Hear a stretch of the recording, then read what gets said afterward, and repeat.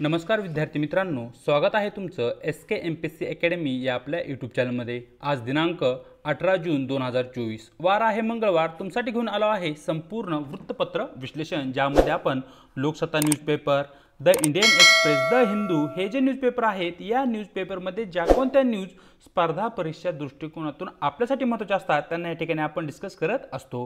जी काही आजची डिस्कशन आहे त्यामध्ये आपण दक्षिण चीन समुद्र, मॉन्ट्रियल प्रोटोकॉल आणि क्लोरोफ्लोरोकार्बन या संदर्भात ज्या काही न्यूज आहेत त्यांना या ठिकाणी आपण MCQ क्वेश्चनच्या माध्यमातून इन डिटेलमध्ये डिस्कस करण्याचा प्रयत्न करणार आहोत। चला तर जी काही आपली डिस्कशन आहे तिला या ठिकाणी आता आपण सुरुवात करूया। मित्रांनो, या ठिकाणी आजची जी काही आपली पहिली न्यूज आहे ती आहे दक्षिण चीन समुद्र, ज्याला की या ठिकाणी आपण साऊथ चायना सी असं म्हणतो। सर्वप्रथम जी काही न्यूज आहे ती न्यूज पाहूया। चीन फिलिपाईन्स जहाजांची धडक, अशा प्रकारची न्यूज लोकसत्ता पेज क्रमांक 5 वर तुम्हाला दिसून जाईल। मागच्या काही वर्षापासून जो काही दक्षिण चीन सागर आहे या ठिकाणी मोठ्या प्रमाणावर चीन, फिलिपाईन्स, चीन, मलेशिया, चीन, जपान जे इतर देश या ठिकाणी दक्षिण चीन सागराच्या अवतीभोवती आहेत यांच्यामध्ये वाद असलेला आपल्याला दिसतो आणि आंतरराष्ट्रीय व्यापाराच्या दृष्टिकोनातून हा एक महत्त्वपूर्ण जलमार्ग आहे, हेही तुम्हाला या ठिकाणी माहिती असणं आवश्यक आहे। त्यामुळे अमेरिका, भारत यांचेही हितसंबंध या ठिकाणी जुळून आहेत। या ठिकाणी न्यूज ॲज इट इज जरी आपल्यासाठी महत्त्वाची नसली तरी या ठिकाणी जो काही दक्षिण चीन समुद्र आहे, साऊथ चायना सी, तो या ठिकाणी आपल्यासाठी महत्त्वाचा आहे, त्याला या ठिकाणी आपल्याला डिस्कस करणं आहे। चला तर जे काही प्रश्न आहेत ते प्रश्न पाहूया। दक्षिण चीन समुद्राला किती देशाची सीमा लागून आहे, अशा प्रकारचा मित्रांनो या ठिकाणी आपला समुद्र आहे। तर मित्रांनो, या ठिकाणी जो काही दक्षिण चीन समुद्र आहे या देशाला एकूण 9 देशाची सीमा लागून आहे। म्हणजे जो काही प्रश्न क्रमांक 1 आहे त्याचे योग्य उत्तर या ठिकाणी पर्याय क राहील। पाहूया प्रश्न क्रमांक 2। दक्षिण चीन समुद्रातील 2 प्रमुख बेट समूह कोणते आहेत जे प्रादेशिक विवादाचे कारण ठरले आहे, असे या ठिकाणी मित्रांनो आपल्याला विचारण्यात आलेलं आहे। या ठिकाणी 2 बेट समूह म्हणजे बेटांचा जो काही समूह असतो याला या ठिकाणी बेट समूह असं म्हटलं आहे आणि यापैकी कोणते 2 बेट समूह असे आहेत की ज्यामुळे दक्षिण चीन समुद्रामध्ये प्रादेशिक विवाद निर्माण झालेला आहे। तर मित्रांनो, तुम्हाला माहिती असलं पाहिजे स्प्रेटले बेट समूह आणि पॅरासेल बेट समूह या 2 बेट समूहामुळे या ठिकाणी दक्षिण चीन समुद्रामध्ये या ठिकाणी विवाद निर्माण झालेला आहे। प्रश्न क्रमांक 2 योग्य उत्तर राहील पर्याय बी। या ठिकाणी जो काही दक्षिण चीन समुद्र आहे त्याविषयी इन डिटेलमध्ये आपल्याला माहिती असणं आवश्यक आहे, त्याविषयी या ठिकाणी आपल्याला चर्चाही करावी लागणार आहे। तर या ठिकाणी सर्वप्रथम तुम्हाला माहिती असलं पाहिजे की दक्षिण चीन समुद्र हा कोणत्या महासागरामध्ये आहे। तो जो काही पॅसिफिक महासागर आहे, ज्याला या ठिकाणी आपण प्रशांत महासागर म्हणतो, त्या प्रशांत महासागरामध्ये या ठिकाणी आपल्याला दक्षिण चीन समुद्र दिसतो। या ठिकाणी दक्षिण चीन समुद्राच्या सीमावर्ती जे काही देश आहेत त्या देशांची या ठिकाणी आपल्या समोर लिस्ट आहे, ज्यामध्ये चीन 1, number 2 Taiwan, number 3 Philippines, number 4 Malaysia, number 5 या ठिकाणी आपल्या समोर आहे Brunei, number 6 Indonesia, number 7 Singapore, number 8 Thailand आणि नंबर 9 या ठिकाणी व्हिएतनाम, अशा एकूण 9 देशांची सीमा या ठिकाणी दक्षिण चीन समुद्राला लागून आहे, हे तुम्हाला या ठिकाणी माहिती असणं आवश्यक आहे। जो काही दक्षिण चीन समुद्र आहे त्याचं जर एकूण क्षेत्रफळ आपण पाहिलं तर ते सुमारे 3.5 दशलक्ष चौरस किमी असलेलं आपल्याला दिसतं आणि या ठिकाणी चीनकडून या समुद्राच्या ज्या काही भागावर दावा केला जातो तो जो भाग आहे त्या भागाला 9 डॅश लाईन याद्वारे चिन्हांकित करण्यात आला आहे, हे तुम्हाला या ठिकाणी माहिती असणं आवश्यक आहे। 9 डॅश लाईन हे तुम्हाला या ठिकाणी स्टार करून घ्यायचे, नोट डाऊन करून घ्यायचे, हे या ठिकाणी आपल्यासाठी खूपच महत्त्वाचं आहे। या ठिकाणी जे काही 2 प्रमुख बेट समूह आहे ज्यामुळे या ठिकाणी प्रादेशिक वाद निर्माण झाला आहे, ती बेट समूह जे की आपण प्रश्नामध्ये डिस्कस केले आहे ते आहे स्प्रेटली बेट समूह आणि पॅरासेल बेट समूह, हेही आपल्यासाठी अतिशय महत्त्वाचे पॉइंट आहेत। जे काही प्रादेशिक वाद आहे ते कोणत्या देशामध्ये आहेत, तर मित्रांनो या ठिकाणी चीन, व्हिएतनाम, चीन, फिलिपाईन्स, चीन, मलेशिया या देशामध्ये ते वाद आणि अशा प्रकारे जे देश या ठिकाणी आहेत त्या देशामध्ये तो वाद असलेला आपल्याला दिसतो।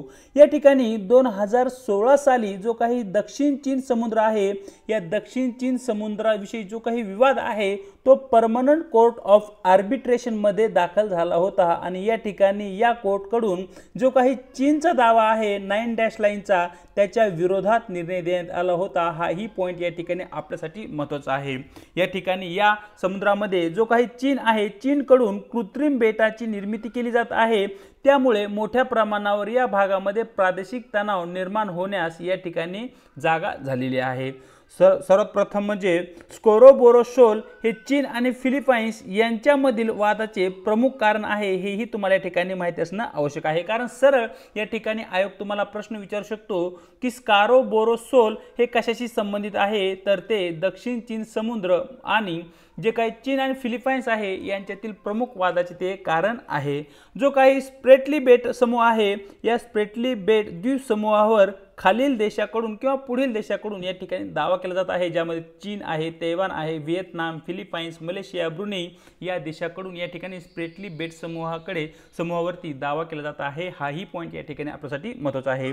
त्याचबरोबर जो काही पॅरासेल द्वीप समूह आहे, या द्वीप समूहावरती मित्रांनो चीन, तैवान, व्हिएतनाम या देशाकडून दावा केला जात आहे, हे तुम्हाला या ठिकाणी नोट डाऊन करून घ्यायचं आहे। दक्षिण चीन समुद्र वाद हा मित्रांनो या ठिकाणी आशियातील सर्वात जटिल आणि अस्थिर भूराजकीय समस्यापैकी एक महत्त्वपूर्ण समस्या असलेली या ठिकाणी आपल्याला दिसत आहे। त्याचबरोबर मित्रांनो या ठिकाणी या भागामध्ये चीनने काही लष्करी तळांची बांधणी केली आहे, ज्यामध्ये सुबी रीफ, मिशिफ रीफ आणि फायरी क्रॉस रीफ यांचा या ठिकाणी समावेश आहे। प्रश्नामध्ये सरळ तुम्हाला विचारलं जाऊ शकतं की सुबी रीफ, मिशिफी रीफ आणि फायरी क्रॉस रीफ हे कशाशी संबंधित आहेत, असं तुम्हाला या ठिकाणी प्रश्नामध्ये विचारलं जाऊ शकतं। मग त्यावेळेस तुम्हाला माहिती असलं पाहिजे की जो काही साऊथ चायना सी आहे, या साऊथ चायना सी मध्ये या ठिकाणी आपल्याला सुबी रीफ, मिशिफ रीफ आणि फायरी क्रॉस रीफ हे आढळतात। साऊथ चायना सी विवादामध्ये आंतरराष्ट्रीय कायद्याचाही या ठिकाणी आपल्याला समावेश होताना मित्रांनो दिसतो। या ठिकाणी जे काही संयुक्त राष्ट्र करार आहे, या कराराचा या ठिकाणी उल्लंघन होत आहे, अशा प्रकारची काही तक्रार या ठिकाणी या भागातील देशांनी चीनच्या विरोधात केलेली या ठिकाणी आपल्याला दिसत आहे। या ठिकाणी सर्वात मोठे जे काही बेट आहे त्याचं नाव आहे हेनान बेट, जे की या ठिकाणी मित्रांनो दक्षिण चीन समुद्रामध्ये चीनचे सर्वात मोठे बेट असलेले या ठिकाणी आपल्याला दिसते। हेनान बेट याविषयी तुम्हाला माहिती असणं आवश्यक आहे। त्याचबरोबर या भागामध्ये 2012 साली चीनने साशा शहराची स्थापना केली आहे। साशा शहर हे कशाशी संबंधित आहे असाही प्रश्न विचारला जाऊ शकतो, त्यावरही थोडं लक्ष असू द्या। दक्षिण चीन समुद्रावर अमेरिकेचा कोणताही प्रादेशिक मित्रांनो या ठिकाणी दावा नाहीये, परंतु या ठिकाणी या प्रदेशामध्ये जे काही धोरणात्मक महत्त्व या प्रदेशाचं आहे, त्यामुळे या ठिकाणी अमेरिकेचे हित संबंध या ठिकाणी गुंतलेले आहेत, त्यामुळे अमेरिकाही या ठिकाणी या भागामध्ये लक्ष ठेवून आहे, हेही तुम्हाला या ठिकाणी माहिती असणं आवश्यक आहे। त्याचबरोबर चीनकडून वापरली जाणारी कोबी स्ट्रॅटेजी ही या ठिकाणी बऱ्याच वेळा तुम्ही न्यूजमध्ये ऐकली असेल।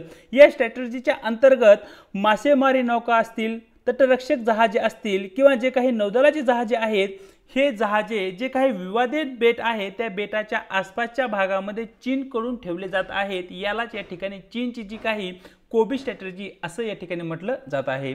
समुद्राच्या पाण्याखालील भूगोलामध्ये असंख्य बुडालेल्या खडकांचा आणि प्रवाळांचा या ठिकाणी समावेश आहे, तेही या ठिकाणी पर्यावरणीय दृष्ट्या एक महत्त्वपूर्ण घटक आहे।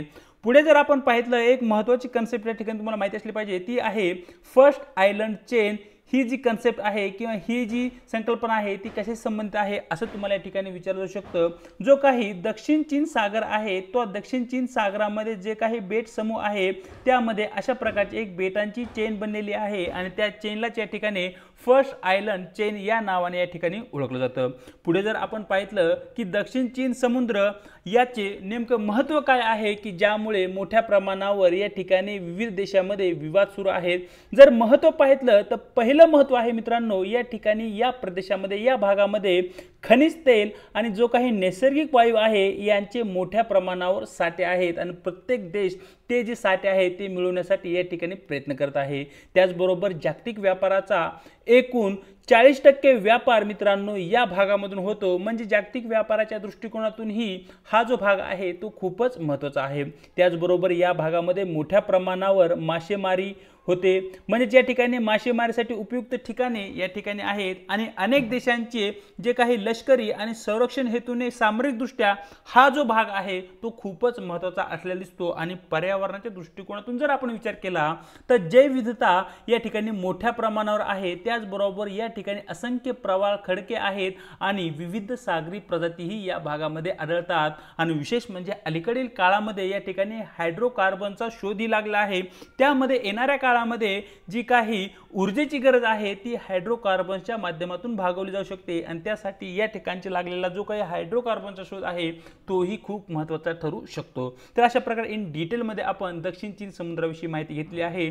चलूया आजच्या आपल्या पुढच्या स्लाइडकडे, ज्या ठिकाणी आपण दक्षिण चीन समुद्र आणि त्याच्या अवतीभोवती किंवा त्याच्या सीमावर्ती भागामध्ये जे देश आहेत त्यांची या ठिकाणी आपण ट्रिक्स पाहणार आहोत। या ठिकाणी एकूण 9 देश आहे, याच्या अगोदरच आपण डिस्कस केला आहे, ज्यामध्ये चीन आहे, फिलिपाईन्स आहे, तैवान आहे, Malaysia, Brunei, Indonesia, Singapore, Thailand, Vietnam हे देश या ठिकाणी आहेत। मग हे जे देश आहेत हे आपण कशा प्रकारे लक्षात ठेवणार, तर यासाठी आपल्याला काही ट्रिक्स बनवावे लागतील आणि एक ट्रिक्स तुमच्यासाठी या ठिकाणी मी घेऊन आलेलो आहे। ट्रिक्स आहे crazy pirates took my boat in stormy Thailand vastness, अशा प्रकारची आपली ट्रिक आहे। म्हणजे या ठिकाणी जे काही क्रेझी पायरट्स आहेत म्हणजे जे काही समुद्र लुटरे आहेत त्यांनी काय केले आहे, माझी बोट घेतली आहे, माझी जहाज घेतली आहे थायलंडच्या ज्या वादळी वाऱ्यामध्ये आणि त्यांनी मोठ्या प्रमाणावर या ठिकाणी प्रवास केला आहे, अशा प्रकारची ती आपली ट्रिक आहे। मग या ठिकाणी जो काही क्रेझी हा शब्द आहे it stand for China, pirates stand for Philippines, took stand for Taiwan, my stand for Malaysia, boat stand for Brunei, in stand for Indonesia, stormy stand for Singapore, Thailand stand for Thailand आणि vastness stand for Vietnam. अशा प्रकारे या ठिकाणी ही जी trick आहे ती तुम्हाला लक्षात ठेवायची आहे। आणि मित्रांनो या ठिकाणी जो हा रेड पोर्शन तुम्हाला दिसतोय तो आहे चायनाचा मॅप आणि चायनाच्या पूर्वेला हा जो भाग दिसतोय या भागामध्ये आपल्याला दक्षिण चीन समुद्र पाहायला भेटतो आणि या ठिकाणी जी डॅश डॅश लाईन तुम्ही पाहताय त्यालाच या ठिकाणी 9 डॅश लाईन असं म्हटलं जातं आणि हा जो मधला भाग आहे या मधल्या भागावर या ठिकाणी चायनाकडून दावा सांगितला जात आहे। जे काही पॅरेसल आयलंड समूह असेल आणि स्पॅटले आयलंड समूह आहे ज्यावर चायनाकडून दावा केला जात आहे तेही तुम्ही या सर्कलच्या माध्यमातून पाहू शकताय। या ठिकाणी व्हिएतनाम आहे, मलेशिया आहे, ब्रुनेई आहे, फिलिपाईन्स, चायना, तैवान हे देश या ठिकाणी तुम्ही पाहू शकताय। तर या ठिकाणी जी ट्रिक आहे ती ट्रिक तुम्हाला व्यवस्थित प्रकारे समजून घ्यायची आहे किंवा एखाद्या स्पेशल पेपरवरती तुम्हाला राईट डाऊन करून घ्यायची आहे, ज्याच्या माध्यमातून या ठिकाणी तुम्ही चांगल्या प्रकारे साऊथ चायना सी आणि त्याच्या सराउंडिंग भागामध्ये जे देश आहेत ते तुम्ही या ठिकाणी लक्षात ठेवू शकताय, कारण यूपीसी अशा प्रकारचे बरेचसे क्वेश्चन या ठिकाणी विचारताना आपल्याला दिसत आहे। चलूया आजच्या आपल्या पुढच्या प्रश्नाकडे, जो की मित्रांनो या ठिकाणी एमपीएससी आणि यूपीएससी यांना फोकस करून आपण निर्माण केला आहे आणि प्रश्न आहे मॉन्ट्रियल प्रोटोकॉलवर। सरळ जो काही प्रश्न आहे तो प्रश्न पाहूया। Consider the following statement about Montreal Protocol. Statement 1. The Montreal Protocol was adopted in 1987 to phase out substances that deplete ozone layer. Statement 2. The protocol primarily target carbon dioxide CO2 emission to combat global warming. Statement 3. The protocol has been universally ratified by all United Nations member countries. अशा प्रकारचे एकूण 3 statement आपल्या समोर आहेत आणि यापैकी कोणते statement बरोबर आहेत हे या ठिकाणी आपल्याला विचारण्यात आलं आहे। तर जे काही स्टेटमेंट आहेत त्यांची चर्चा करूया। या ठिकाणी जो काही मॉन्ट्रियल प्रोटोकॉल आहे जो की मित्रांनो या ठिकाणी ओझोनचं जे काही डिप्लेशन आहे, ओझोनचा जो काही ह्रास होत आहे त्या संदर्भात आहे आणि हा प्रोटोकॉल 1987 सालीच आणण्यात आला होता। म्हणजे जे काही स्टेटमेंट क्रमांक 1 आहे ते या ठिकाणी अगदी बरोबर आहे। या ठिकाणी स्टेटमेंट क्रमांक 2 मित्रांनो या ठिकाणी चुकीचा आहे। जो काही मॉन्ट्रियल प्रोटोकॉल आहे तो प्रामुख्याने या ठिकाणी कार्बन डायऑक्साइड इमिशनला टार्गेट न करता तो या ठिकाणी ओझोनचं जे काही डिप्लेशन होत आहे, ओझोनचा जो काही स्तर आहे त्याचा जो ह्रास होत आहे त्याला या ठिकाणी टार्गेट करतं, त्यावर या ठिकाणी फोकस करताना आपल्याला दिसतं।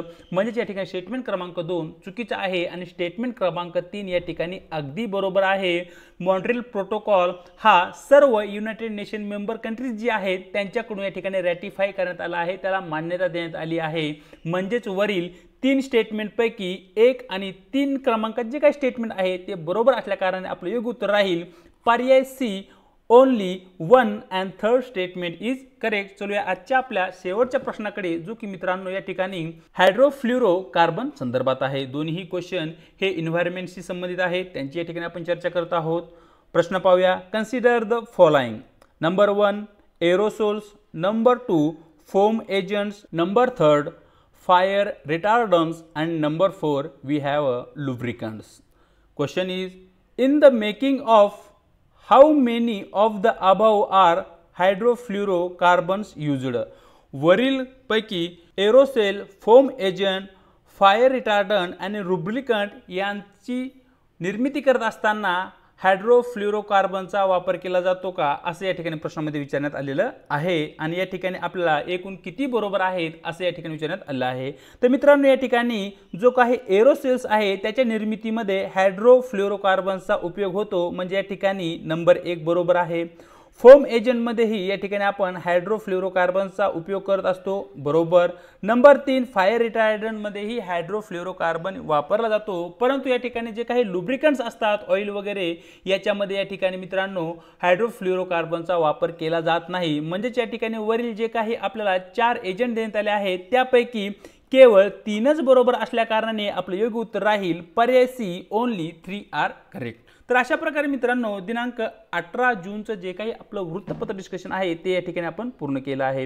व्हिडिओ जर आवडला असेल तर व्हिडिओला लाईक आणि शेअर करायला विसरू नका. त्याचबरोबर आपल्या व्हिडिओविषयी तुम्हाला काय वाटतं हे कमेंट बॉक्समध्ये अवश्य कळवा. चॅनलवरती जर नवीन असाल तर चॅनलला एकदा अवश्य सबस्क्राईब करून घ्या. आणि त्याचबरोबर आपल्या व्हिडिओच्या डिस्क्रिप्शन बॉक्समध्ये देण्यात आलेली आपल्या टेलिग्राम चॅनलची जी काही लिंक आहे त्या ठिकाणी तुम्हाला आपले टेलिग्राम चॅनल ही जॉईन करायचे आहे, ज्याच्या माध्यमातून आपल्या प्रत्येक व्हिडिओच्या लिंक्स आणि त्याचबरोबर स्पर्धा परीक्षेसंदर्भात महत्त्वपूर्ण ज्या काही अपडेट आहेत त्या तुम्हाला या ठिकाणी भेटत राहतील. आणि त्याचबरोबर जे काही आपली डिस्कशन आहे त्याची PDF ही या ठिकाणी तुम्हाला अवेलेबल होऊन जाईल. आज इथेच थांबत आहोत. भेटूया एका नवीन व्हिडिओसोबत.